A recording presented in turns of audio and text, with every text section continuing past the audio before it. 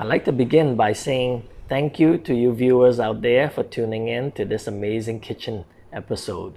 So I'd like to also extend a warm welcome to all my subscribers who is watching right now, who has joined me from day one, helping this channel grow. I remember doing the first Q&A about 2 months ago, exactly 2 months ago, that I answered a few questions from my subscribers who submitted, but I'd like to do something a little different in this episode, starting with this one now.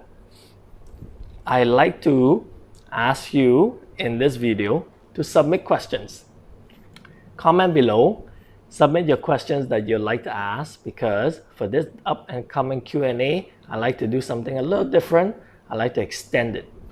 So whatever questions you have for me regarding food, regarding this channel, feel free, just comment below and submit your questions, and I'll compile all the answers and make another episode where I answer all your questions bit by bit, hopefully some in more detail than others. So yes, if you haven't seen my first Q&A, you can always tune back about 2 months ago to find that. But this up and coming Q&A will be awesome, and I expect it to be a good one.